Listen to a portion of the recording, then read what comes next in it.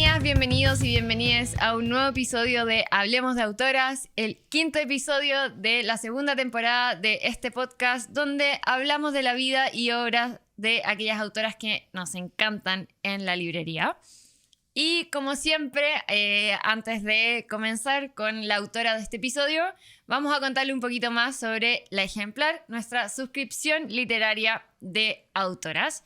Esta vez la trajimos aquí para mostrarle un poquito cuál fue nuestra última edición. Así es. Les vamos a mostrar, bueno, como saben, esta suscripción es una suscripción mensual donde todos los meses reciben un libro, un taller de profundización y complementos literarios, regalitos para poder tener una lectura más profunda sobre aquellas autoras que creemos que merecen ser leídas en la librería. Vamos a mostrarles un gran libro. Sí, la última edición, que fue la edición número 11, ya estamos cumpliendo un año, es un libro de una autora vietnamita que escribió a finales de 1700 y, bueno, para aquellos que están viendo a través de YouTube, pueden verlo aquí. Bueno, contiene una libreta de apuntes, un marcalibros, especialmente diseñados para que puedas entender y profundizar en los conocimientos del libro que llega.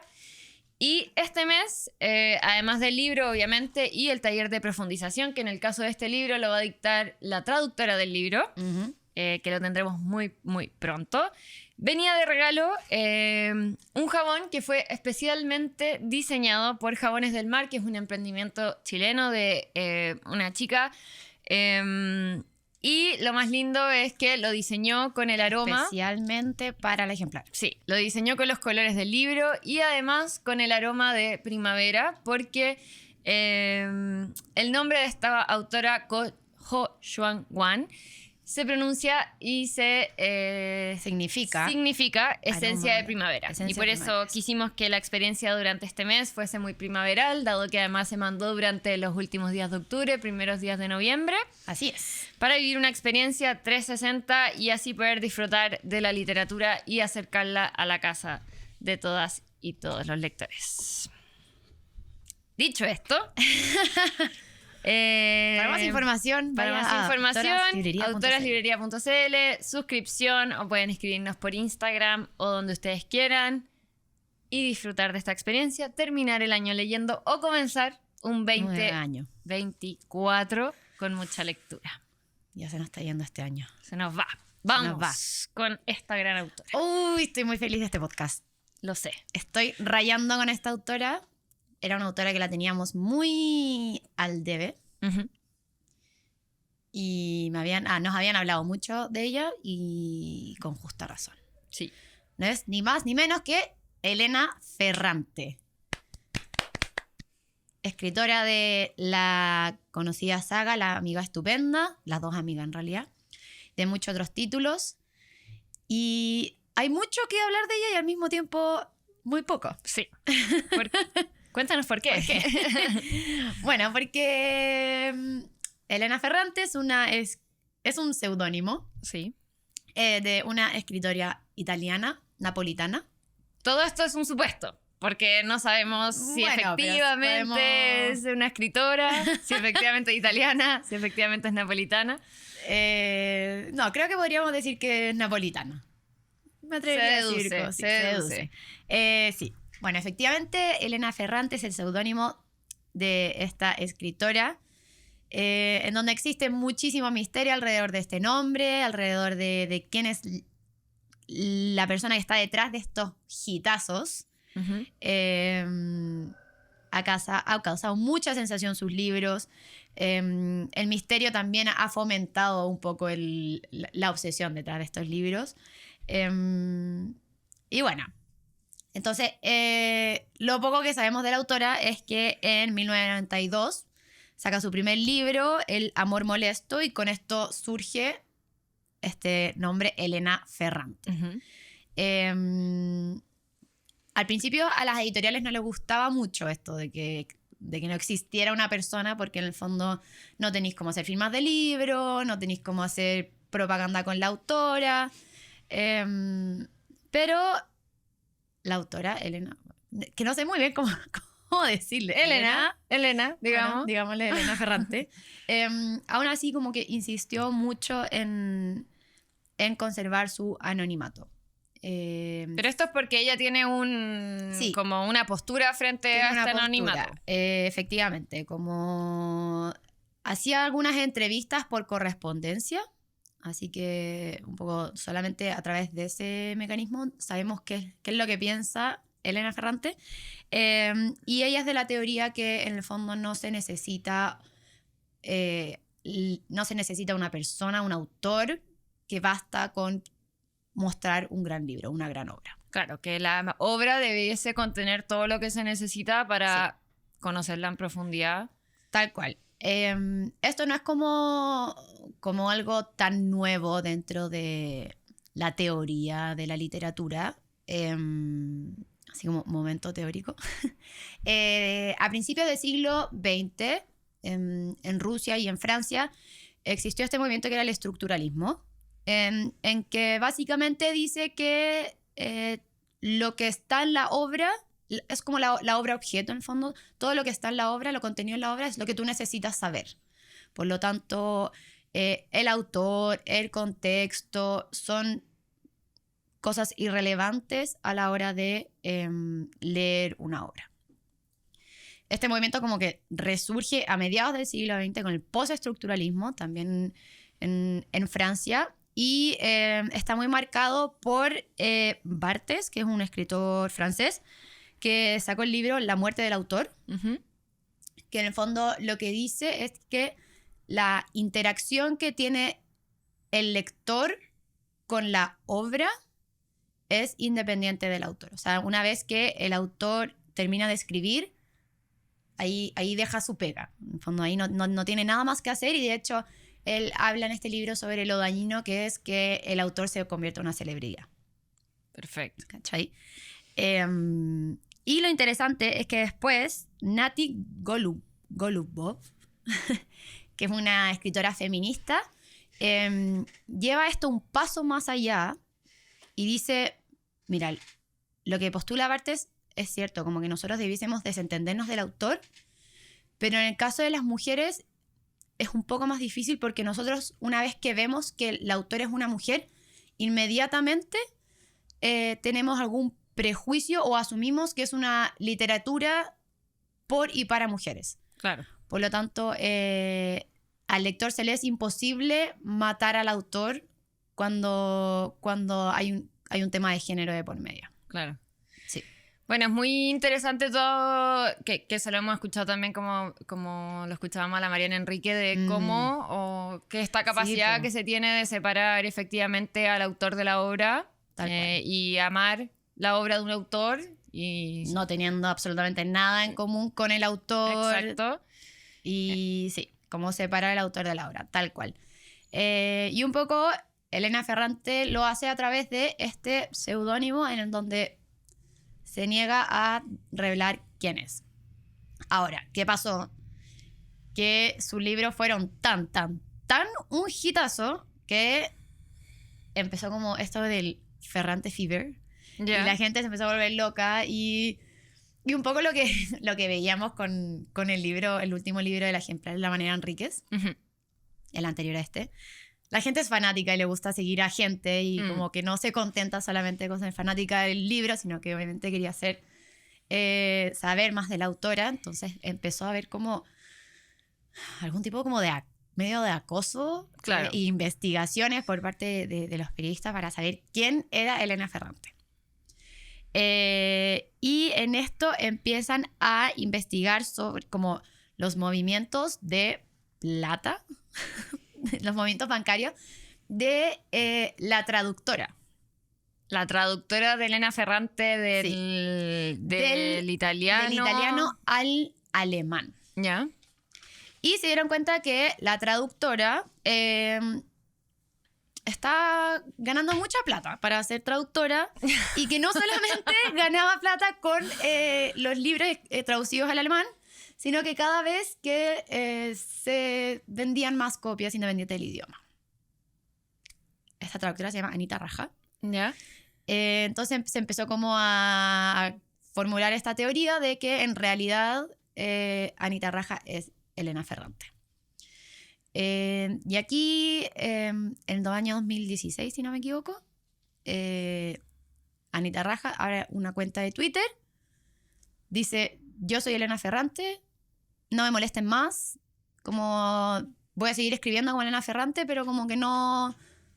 Hago esto para que me dejen de acosar, pero en el fondo sigamos con Elena Ferrante como la escritora de los libros. Y después cierra la cuenta. Y curiosamente, como que todos decidieron hacerle caso y ya no se habla de Anita Raja, sino que seguimos hablando como Elena Ferrante. Después, de hecho, ella publicó La Vía Mentirosa a los Adultos, que es su último libro, como Elena Ferrante. O sea, como que... Le hicieron caso. Sí, como que la gente respetó, calmó su ansiedad y respetó este anonimato y en el fondo hoy en día hablamos de Elena Ferrante y no de Anita. Maravilloso. Lo que me encuentro más sorprendente es que efectivamente no se conoce nada más de ella, ni de Anita, ni... Y si uno ve en las solapas de las ediciones, que bueno, como siempre hablamos de un poquito de las ediciones, acá son Lumen, también de Bolsillo, que como que van intercambiando. A veces llegan como hordas de Lumen, después llegan hordas de Bolsillo, y está difícil como mantener todo de una misma colección. Sí. Si uno ve las solapas, se habla de Elena Ferrante como seudónimo que nadie sabe quién es. O sea, como que todos hicieron caso omiso a este Twitter, que por lo demás tampoco sabemos si es cierto. En una de esas, la verdadera autora le dijo a la traductora, anda a saber. Sí, pues no sabemos. No sabemos. Y las fotos que se pueden ver en internet son supuestamente de esta traductora. Hay un par de fotos como de una conferencia y es todo lo que aparece. O sea, como es como muy evidente. Ponía Elena Ferrante y más te parecen las carátulas de los libros que la... No. Bueno, a mí me parece una situación fascinante como para este siglo, ¿no? Como donde está todo el mundo tan expuesto, donde ponís cualquier nombre en Google y aparece de todo. Acá hay una identidad muy, muy, muy famosa que no ha sido descubierta. No, o sea, bueno, el rumor dice que es súper ermitaña y que vive como encerrada escribiendo en un departamento en Grecia, no sé dónde. Sí. Pero son todos rumores. Así es. A ver, y es una de las escritoras más importantes en Italia. De hecho, en 2020 creo que fue, salió como de las 100 personas más influyentes del mundo en el Times Magazine. Sí. Lo cual, bueno, es que en Estados Unidos fue una fiebre muy, muy importante. Sí, y que creo, no sé en cuántos años, si había pasado alguna vez que una persona anónima fuera una de las personas más influyentes del mundo. Creo que era la primera vez que salía una de las personas más influyentes del mundo, una persona anónima, y de hecho siempre sale como la foto y la biografía de la persona, y esta es la única persona que salía como solo una silueta. Así es. Sí.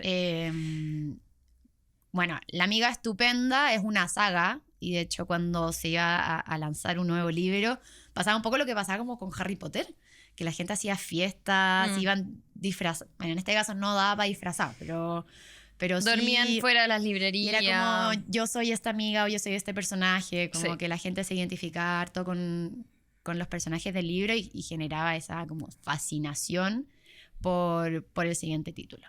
Así es. Así que una locura esta mujer misteriosa, que también al mismo tiempo este misterio dio mucho pie para cuestionarse si es que era mujer u hombre la persona que estaba detrás.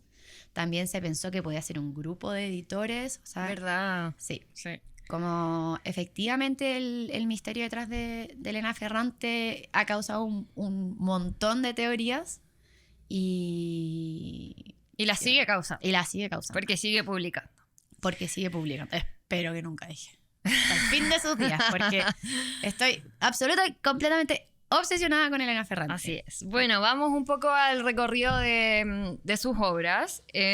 Bueno, como comentabas tú, el primer libro que sale en 1992, El amor molesto.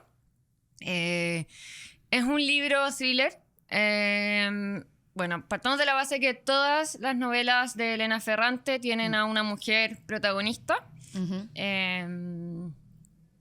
Y este es un thriller donde en el primer párrafo, acá no vamos a hacer spoilers, pero en el primer párrafo se sabe que la madre de esta protagonista muere. Aparece muerta con una situación bastante extraña en el día del cumpleaños de su hija, de Delia. y empieza todo este recorrido de Delia por encontrar los motivos de por qué su madre ha muerto de esta forma.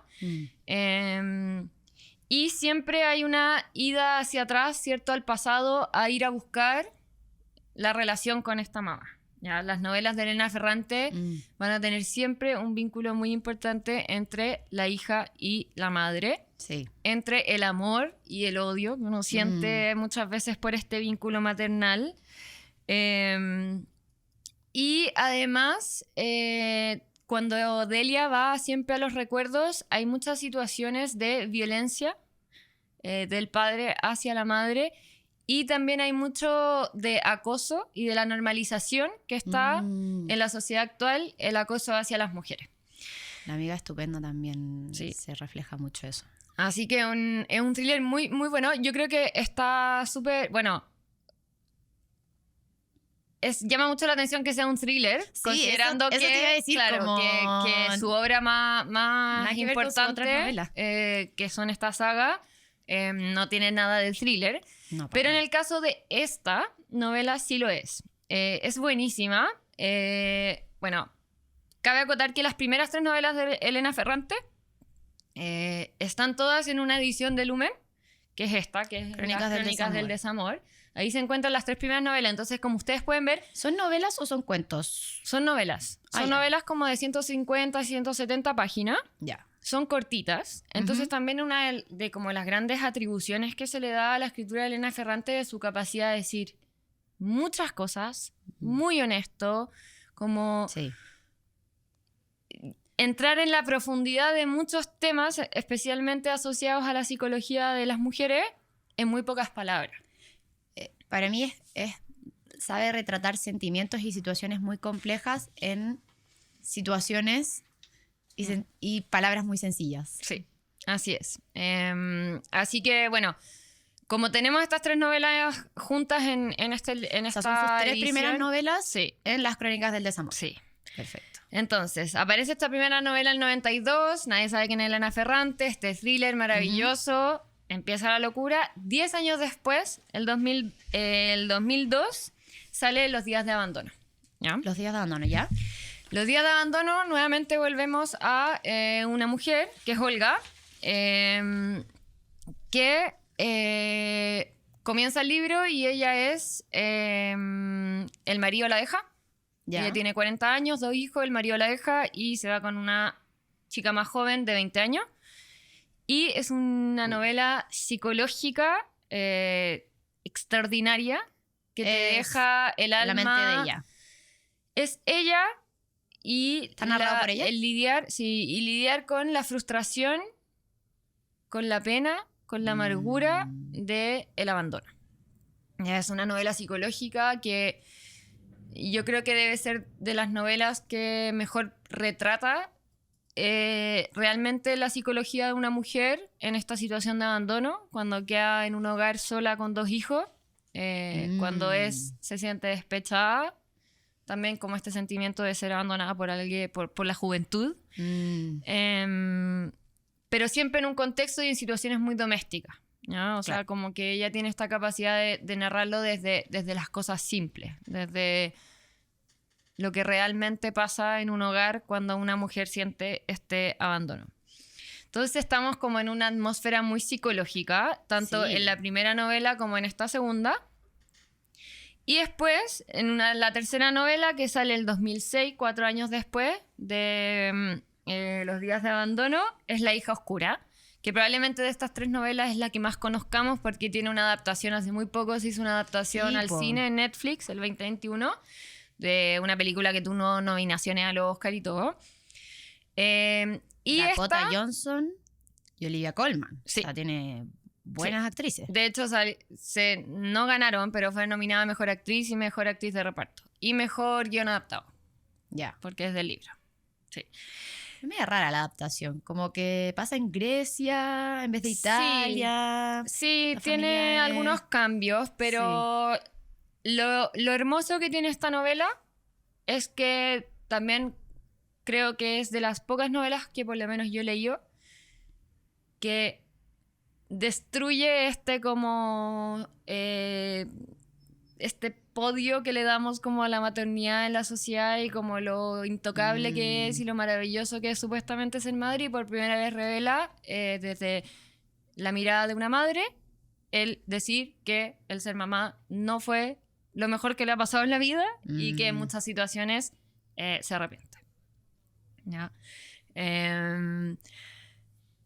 Así que nada, como es que esta trilogía de verdad es como no una trilogía, estas 3 novelas son muy distintas, pero siempre está la mujer en el centro, en esta situación, primero como hija hacia una madre cuando la pierde, luego esta madre que ha sido abandonada y luego esta madre que ya de grande, o sea, a sus 60 y tantos años, vuelve al pasado y hace esta reflexión de que realmente la maternidad no era lo que ella habría deseado para su vida.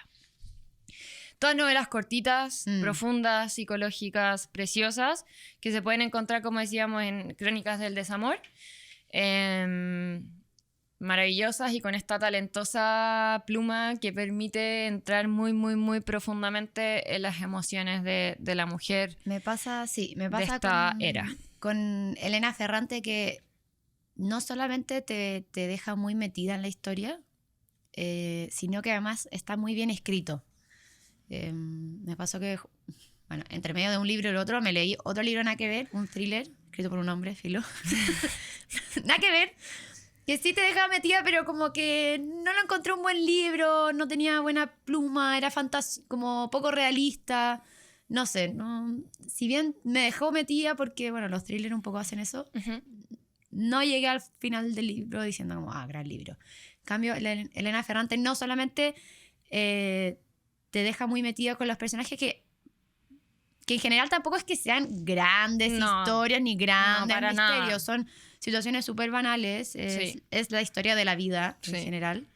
Y aún así tiene esa capacidad de hacerte, que tú puedas identificarte con distintos personajes y por lo tanto quieras seguir leyendo, siempre a través de una pluma muy bien escrita, muy clara, muy...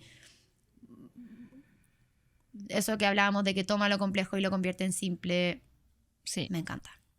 Bueno, y después de que escribe el segundo libro, Los días de abandono, bueno, empiezan a haber obviamente muchos periodistas y cosas, empiezan como a escribir cartas y reportajes sobre sus libros, y ella decide lanzar el 2003 como un libro de ensayos que se llama La Frantumaglia, donde hace como respuestas hacia estas como críticas de los periodistas y... De los 2 primeros libros. De los 2 primeros libros, sí. Y es muy interesante este libro porque ella recoge este concepto de la frantumaglia que en italiano, o sea, que se traduce, viene de un verbo del italiano que se traduce como en... ¿Del italiano o del dialecto? Del dialecto, ¿verdad? Es una palabra que le enseña a su madre, del dialecto. Y ya vamos a hablar de la importancia del dialecto versus el italiano en los libros. Sí, que tiene que ver como con triturar, como con hacer, con moler, con hacer cenizas. Fragmentos. ¿Ya? Fragmentos. Y la escritura de Ferrante como que tiene la capacidad de ponerte en situaciones donde no hay una sola motivo o un solo motivo por el cual las cosas suceden. No hay una causa y una consecuencia.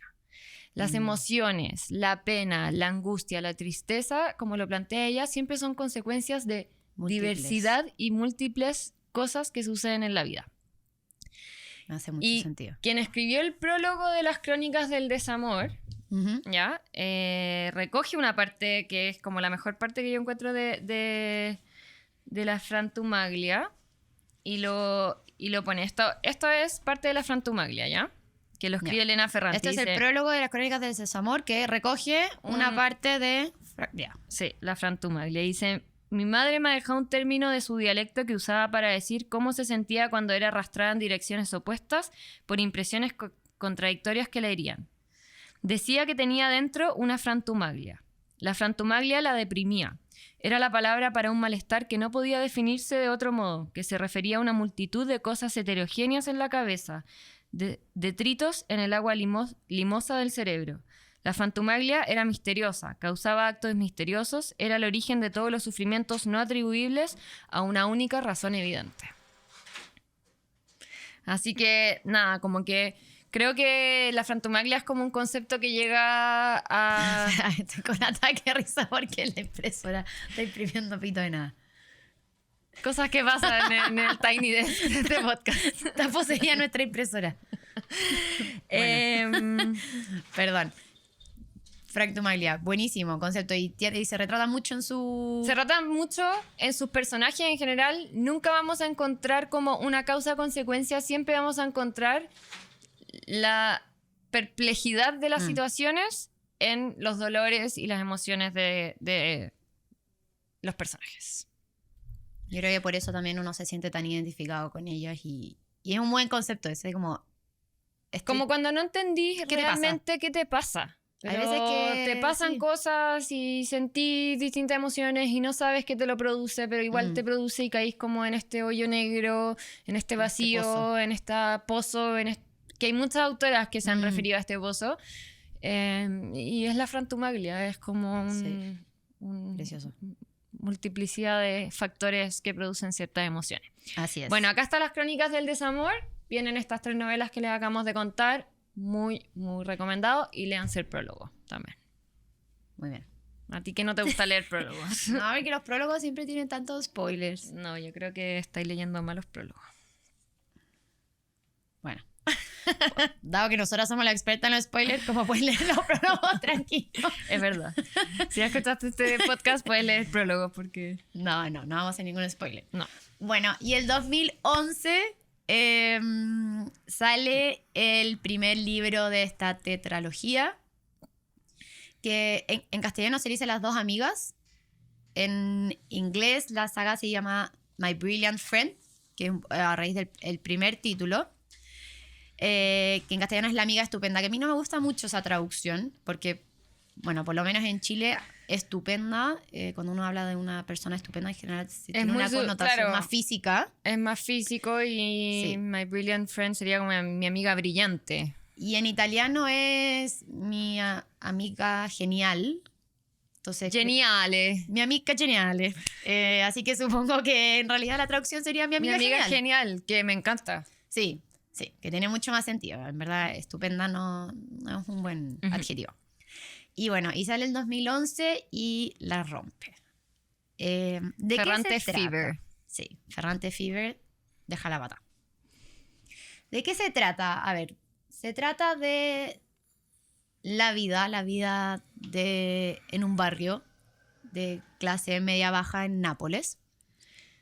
Claro, cabe ahí destacar que casi todas las novelas de Ferrante, y por eso se dice que ella viene de Nápoles. Sí, bueno. Solo por eso. Bueno, porque todas sus obras pasan en Nápoles. Se sitúan la mayoría en Nápoles o se sitúan en otro lugar, pero es el lugar de origen de la protagonista. Y es la vida de barrio en Nápoles. Está muy, obviamente, empapada de lo que es la cultura italiana, de la gente gritándose entre un edificio y otro, que uno entra, sale, y que lo que comen, cómo bailan, o sea, también es muy interesante en ese sentido. Me acuerdo, así como anécdota, que me llamó muchísimo la atención cuando estaba leyendo el primer libro, La amiga estupenda, que en un minuto decían que, bueno, como ellos venían de una clase media-baja, nunca había ido a un restaurante. Solamente habían ido a comer pizza. ¿Cachai? Como el comer pizza es un concepto que va más allá de la pizza, sino que es, no sé, acá en vez de ir a, no sé, a una picada o a un bar en vez de un restaurante, no, ahí es como la pizza. Es el concepto por sí solo. Y esto y muchas cosas más se pueden ver reflejadas en como la cultura italiana. Y bueno, son las distintas historias de las familias que viven en este barrio. Está también como la parte de la camorra, que es la mafia napolitana. También como que hay una familia que se asocia con la mafia y también como que te muestra un poco también ese lado característico napolitano. Y bueno, y como eje central están estas dos amigas. Está narrado por Elena, que también ahí creo que hay una coincidencia. Una no coincidencia. Una no coincidencia. Que la protagonista, la que narra, se llama Elena. Bueno, dicen, porque no sabemos si es verdad, pero dicen que en realidad la mayoría de las novelas de Ferrante son súper autobiográficas. Sí. Porque también hay muchas similitudes entre los personajes. Cómo se van desarrollando los personajes de esta saga a estas otras 4 novelas que ella tiene. Y bueno, este libro está narrado por Elena y bueno, que tiene esta amiga Lila. Y cuentan... Qué lindos nombres, ¿o no? Elena y Lila. A ella le dicen Lenu.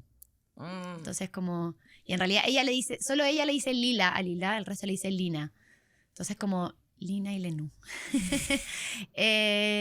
Y en realidad no quiero contar más de quién es Lina. Yo me lo leí sin saber nada y fue bacán como ir descubriendo de qué se trataba esta amistad. Pero sí creo que una de las cosas que más me gustó de cómo retratan la amistad es la honestidad de los sentimientos que uno puede tener hacia una persona que uno quiere y admire mucho. Es muy transparente en mostrar los sentimientos de envidia que a veces uno siente con un par, que se puede dar con una amiga, amigo, con un hermano, hermana, una pareja incluso. Este sentimiento de amor, un amor muy profundo, o sea, tiene una amistad muy, muy profunda, de mucha admiración mutua. Pero claro, al crecer y al ver que, bueno, a medida que se van desarrollando sus vidas, también habiendo partidos muy parecidas, se desarrollan muy distintos, es muy transparente mostrar esas envidias, o sea, de algo tan básico como estudiábamos juntas y a ti te fue mucho mejor. Y te amo y me alegro que te haya ido bien, pero igual estoy picada y te odio. Y hay una parte de mí que le hubiese gustado que te hubiese ido mal. Entonces, creo que sí es muy abierta, es muy fácil identificarse con esos sentimientos y un poco le quita y le aliviana la culpa a lo que son las relaciones y los sentimientos inherentes al ser humano. Sí, entonces, en ese sentido, creo que retrata muy bien, es la temática principal, la amistad, pero también las relaciones de pareja, la relación con la madre, que me acuerdo mucho que lo hablamos en Alice Munro, esta sensación de la madre como ejemplo de la vida que tú no quieres tener, claro. La madre que te arrastra a que sigas su propia vida, en el cual ella tampoco es feliz. Todas esas temáticas son tocadas de forma súper linda en el libro. Y súper honestas, como que se puede percibir el rol de la mujer en la sociedad actual como madre, como hija, como amiga, como hermana, como profesional, como abandonada. O sea, como que está la mujer en todas sus perspectivas y con todas las emociones honestas que esto significa, sin esconder ciertos como tabúes que muchas veces escondemos, especialmente en el rol de la mujer. Así, tal cual. Entonces, en 2011 sale La amiga estupenda y después salen como súper seguidos. 2013, 2014, 2015 salen los otros 3. O sea, la Ferrante Fever no, fue como... locas. Yeah. Se hizo un documental se llama Ferrante Fever, ¿no? Se llama Ferrante Fever. Y escuchaba una entrevista que le hacían al director. Un documental de una autora. Es que es como no, de la gente en realidad, pero que no él contaba una anécdota muy buena, que empezó a conocer a la Elena Ferrante por su expareja. Y llega en un momento... él sabe quién es Elena Ferrante. O sea, la expareja de él. Sí. Sí. Y dice que la expareja, como justo antes de dejarlo, lo hace leer Los días de abandono. Ya. Como, y le hizo la precuela. Le hizo como la precuela y le dice como, en verdad, para que te como acerques a como entendamos como humanos la psicología real del abandono. Wow, y ahí el gallo empieza a rayar y la cuestión. Sí, no, buenísimo, ¿no? Bueno, y a raíz de La amiga estupenda. Ah, sí, a raíz de La amiga estupenda, porque no queremos que absolutamente nadie deje de leer a esta autora, vamos a regalar el primer libro de la saga Las dos amigas, La amiga estupenda. La amiga estupenda. Así que si es que alguien aquí está escuchando, escríbanos por Instagram, @autoraslibrería. Cuéntenos que nos está escuchando y que quiere recibir este libro y se lo vamos a regalar. Sí. Bueno. Y su último libro. El último, que los rumores dicen que también se va a convertir en una saga. Dicen los rumores. Dicen los rumores, ojalá. Este es un podcast de mucho rumor. Nada de lo que hay acá es misterio. 100% verídico. Bueno, eso es lo que genera Elena Ferrante, mucho misterio. Sí. El 2020 lanza La vida mentirosa de los adultos. Un libro extraordinario. También parte de una niña que vive con sus padres y empieza a lo largo que empieza a crecer y pasa por la adolescencia. Es este momento en el que te das cuenta que en realidad los adultos esconden muchísimas mentiras. Es muy bueno el nombre del libro. Es buenísimo porque la vida mentirosa de los adultos tenemos vidas muy mentirosas igual, pero especialmente a los ojos de los niños. Sí, pero es súper lindo porque transforma la mentira en algo como casi como en algo bueno, ¿cachai? Como más que bueno, es como necesario también para poder educar a las y los niños como queremos, con los valores que queremos, para a lo mejor mentir, para dejar ciertas cosas que nos hacen mal, para comenzar una nueva vida, bueno, etcétera. Además de que obviamente está lleno de mentiras que a lo mejor no son tan buenas y tan blancas, pero también es una novela muy buena.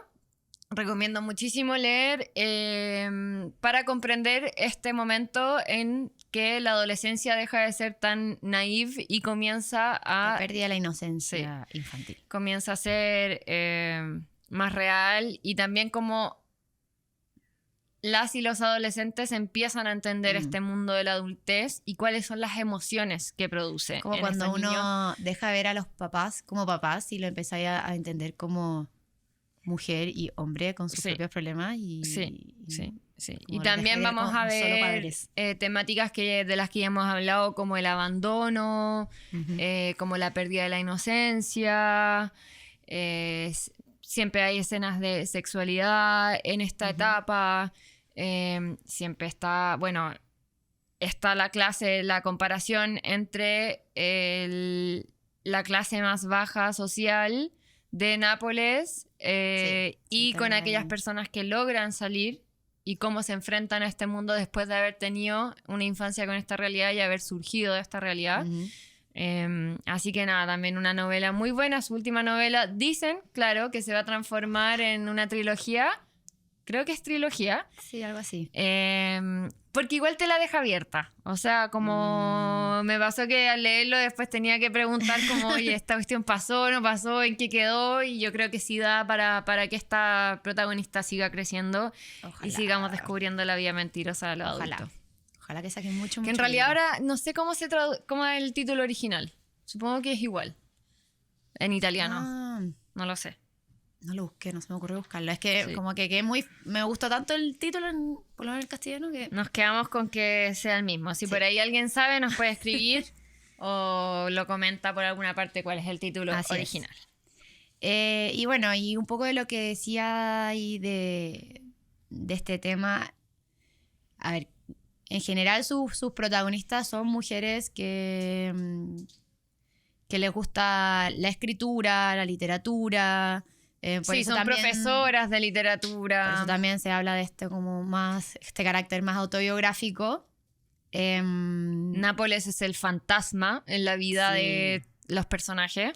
Tal siempre. Cual. Y es esta batalla al final de pertenecer, de pertenencia, en donde, claro, una vez que estos personajes logran un poco a través de la educación surgir y salir del barrio, pero tampoco pertenecen a una clase alta, a un elitismo, pero que al mismo tiempo tampoco ya no pertenecen al barrio. Entonces existe toda esta esta falta de pertenencia en donde ya no se pueden identificar ni con un lugar ni con otro.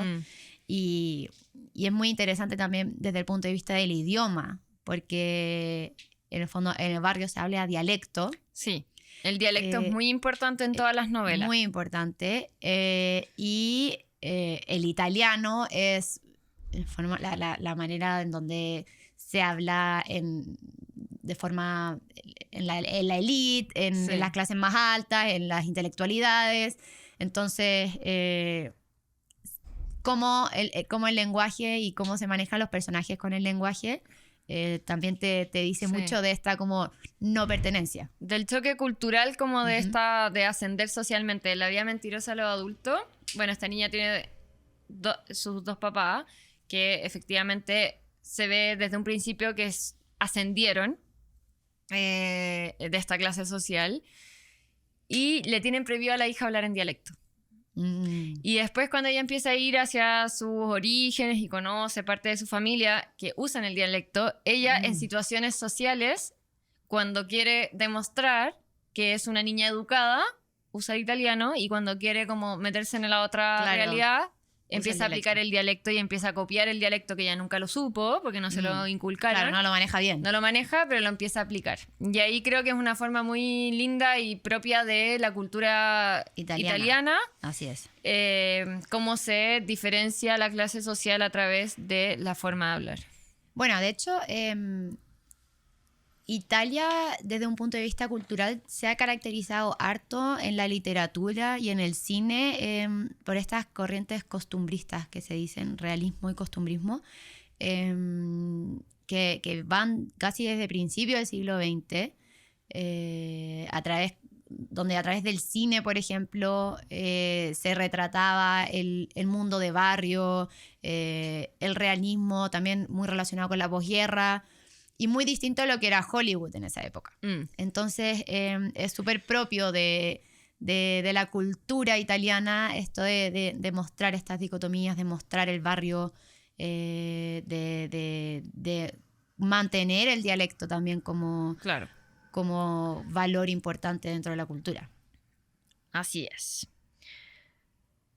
Y otros temas relevantes que a mí no me dejan de sorprender es la relación madre-hija. Siempre. ¿Tendrá hija Elena Ferrante? ¿Podías escribir ese tipo de relaciones sin tenerlas? Bueno, es que tú le diste más como desde la perspectiva de la madre y yo lo leí más de la perspectiva de la hija, entonces como que... Le digo como mitad y mitad. Responder mejor esa pregunta. Mitad y mitad. Porque la vida mentirosa es la perspectiva de la hija. No, mitad y mitad, doido. Sí. No sé. Es muy profundo el vínculo que ella va generando en sus personajes. Entonces me da la sensación de que... Como que ganas de saber. Porque también tiene la situación en la que... Como que llegó a su vida adulta. O sea, en el caso de la hija oscura. Que mira para atrás. Que mira para atrás y no le gustó esa vida nomás, ¿cachai? O sea, que hubiese preferido haber tenido otra. Ella abandona a las hijas, entonces como que... No sé, son esas cosas que tú decís. Lo mismo que decimos como... Me da la sensación, o sea, que todo el mundo dice, no, tiene que ser mujer para haber escrito este nivel de relación y de profundidad en la mente y la psicología de una mujer. Sí, a mí igual me pasó como... ¿Tendrá que ser madre para entrar en ese nivel de psicología y vínculo maternal? Me pasó harto como leyendo la relación que tienen las amigas diciendo... Me cuesta pensar que esto lo escribió un hombre. Pero sí, bueno, a ver, ¿qué es lo que suele pasar? Son madres dueñas de casa, muchas veces acostumbradas al maltrato doméstico. Sí. Habla mucho respecto a eso. De hecho, voy a leer una cita que me encantó. Que esto es del segundo volumen, un mal nombre. Que dice... Claro, la explicación es sencilla. Desde niñas habíamos visto a nuestros padres zurrar a nuestras madres. Nos habíamos criado pensando que en un desconocido no debía rozarnos siquiera, pero que nuestro padre, nuestro novio y nuestro marido podían darnos bofetadas cuando quisieran. Por amor, para educarnos, para reeducarnos. Entonces sí, se ve, retrata muy bien esta violencia doméstica y cómo se naturaliza, cómo estas niñas crecen viendo cómo estas madres que en general no trabajan, por lo menos en la saga son como que trabajan de jóvenes, pero una vez que ya son madres se quedan 100% dedicadas a las labores del hogar. Y cómo tienen esta dicotomía respecto a cómo quieren la vida de sus hijas, porque por un lado, claro, les encantaría como que estudien y puedan ser más, pero al mismo tiempo las ningunean, las obligan a quedarse en el hogar. A quedarse en el hogar. Sí. Un poco también me ha resonado muchísimo con Alice Munro esto de lo mal o lo disminuido que se veía el estudiar, la intelectualidad. Bueno, ¿y para qué vas a leer? Leer no te trae plata, necesitamos el dinero en la mesa. Claro. Y son también, bueno, quizás empapado con lo que es la cultura italiana, las maneras de mostrar afecto. Hay una parte en donde un personaje, donde la mamá se lleva pésimo con la mamá. Como que en la mayoría de los casos no es como un vínculo muy sano. No, para nada. Se lleva muy mal con la mamá, pero bueno, ella es súper aplicada, trabaja, estudia. O sea, y la mamá, en su forma de mostrar orgullo y su cariño, es que le bate, está 1 hora todas las mañanas batiéndole el huevo. Para que no tuviese ningún grumo, o sea, para que ella se levantara y tuviese como su huevo recién batido, o sea, como ese amor a través de la cocina que también es como muy propio también de la cultura italiana. Y que también es como el espacio seguro de muchas veces como de estas madres, pues que es como en la cocina es de los pocos lugares donde el hombre normalmente no se solía meter. Claro. Y donde sí había una interacción muy directa entre la madre y sus hijas e hijos, ¿cachai? Como que es ese espacio seguro donde la mamá puede realmente ser ella. Así es. También me llama, o sea, la atención, bueno, obviamente esta aspiración al matrimonio desde muy jóvenes. O sea, se ve que como contraen matrimonio muy joven y cómo eso también las hace perderse también muy jóvenes. Sí. También se toca mucho eso. Del casarse con el primer pololo por motivos súper financieros, como por una estabilidad al que al final te das cuenta que es muy poco estable, son una estabilidad muy fantasiosa, y como estas mujeres como a los 16, 17, 18 años como se quieren casar, se casan y se pierden tan rápido. Y esa figura, por lo menos en estos otros libros, siempre es una figura muy intelectual. Entonces como que estas niñas están como persiguiendo la intelectualidad que en su casa muchas veces les era como... No existía nomás. Existía o era como... O era extremadamente admirada, como en el caso de La vida mentirosa de los alumnos. Es como un... De los alumnos. La vida empezó de nuevo. La vida mentirosa de los alumnos. Nuevo libro por Zaira. De los adultos. Sí, claro, es como como que la admiran, le dan susto, la repudian, todo eso al mismo tiempo. Es como lo que hablábamos de esta complejidad de sentimientos respecto a la intelectualidad. Que también quizás tiene que ver como con volviendo como a este anonimato, como de poner la intelectualidad o como la imagen de alguien en particular como un dios intelectual. Claro. Quizás tiene mucho que ver porque también lo pone como cosa, como algo malo, siento, o más que malo, como que se burla un poco más de estos personajes, ¿cachai? Como que los retrata de una forma como... Claro. Que a mí me da mucho la sensación como que tiene que ver con su anonimato y con sus no ganas de ser un dios de... Y está constantemente cuestionándolo, como siempre hay altos y bajos respecto a esta característica. O sea, al principio sí, que es estudiosa, que es aplicada, que lee mucho, pero después como, ¿de qué te sirve leer? O sea, ¿por qué no? Pero estáis leyendo, pero nunca estáis sola, no tenía amigos, nunca he tenido una pareja. Pero después como, bueno, pero me la voy a arreglar sola y voy a seguir, voy a ser alguien. Y después como, ya, pero... ¿Y tus amigos de infancia? No podéis como ni hablar... Como todo el rato está... No hay ninguna característica o ningún personaje que esté siempre arriba, que esté siempre abajo. Sí. Todos los personajes son todos muy grises, ¿no? Ninguno tú lo puedes tachar de una característica especial. Lo lindo de la saga es ver también cómo se van desarrollando esos personajes, como este grupo de niños que todos parten en un mismo origen. Los niños y niñas de barrio que jugaban juntos, que iban todos a primaria y después van tomando distintos caminos, cada uno con sus propios dolores y realidades, y uno de alguna forma se puede identificar con todos. Sí. Sus personajes son muy humanos. Sí, son humanos, de Así verdad. es. Eso, recomendadísima, No, por tremenda. favor. Como, no hay nada que yo pueda decirles para hacerle entender lo gran autora que es. Es una gran autora. Recomendamos muchísimo.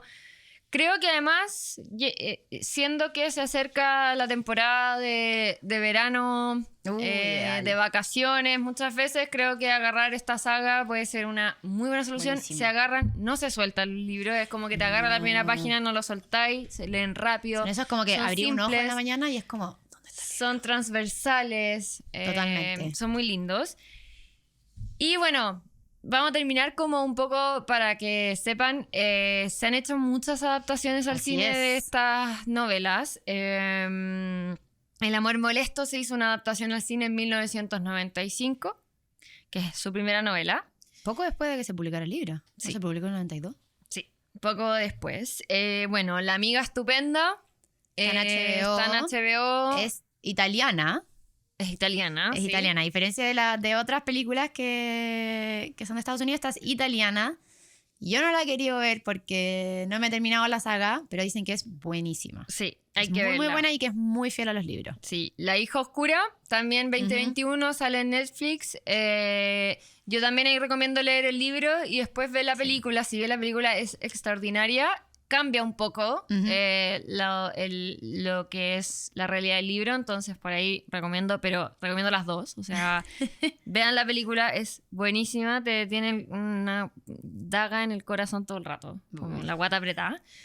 La vida mentirosa de los adultos. ¿Qué hay ahí en tu subconsciente? No sé. También se hizo una serie de Netflix que también es italiana, ¿o no?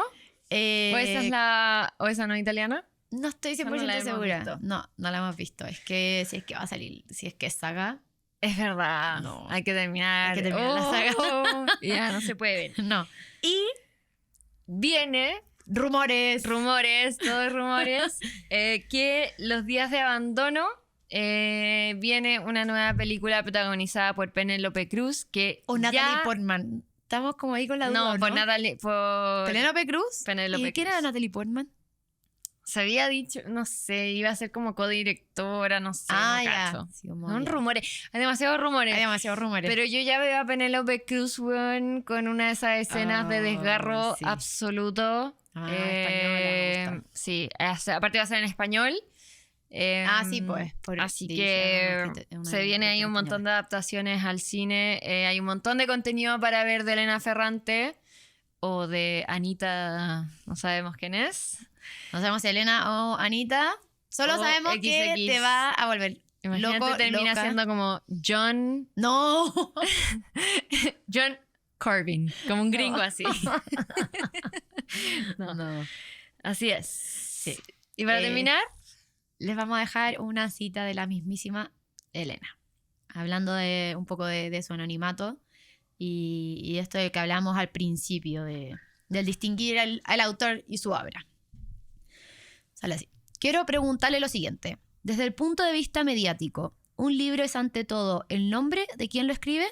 La resonancia del autor, o mejor dicho, el personaje del autor que sale a escena gracias a los medios de comunicación es un apoyo fundamental para el libro. Creo que la buena nueva es siempre esta. Se ha publicado un libro que vale la pena leer. Creo, en fin, que hasta los autores de los textos clásicos solo son un motivo de letras muertas si se comparan con la vida que arde en sus páginas en cuanto comenzamos a leerlas. Eso es todo. por utilizar una fórmula. Hasta Tolstoy es una sombra insignificante si va de paseo con Ana Karenina. Me encanta esa última frase. Sí, que lata. Obvio que te encanta esa última frase. Que es verdad, obvio que Tolstoy... ¿A quién le importa Tolstoy si estáis caminando a Ana Karenina? Así que eso fue nuestro episodio de Elena Ferrante. Tremendísima autora. Tiene muchos libros, saga, libros más cortos, libros no tan cortos. Ensayos, libros de no ficción, de todo, así buenísimo, que... te va a atrapar. Muchas gracias por haber escuchado este episodio. Nos vemos en un siguiente episodio de Hablemos de Autoras.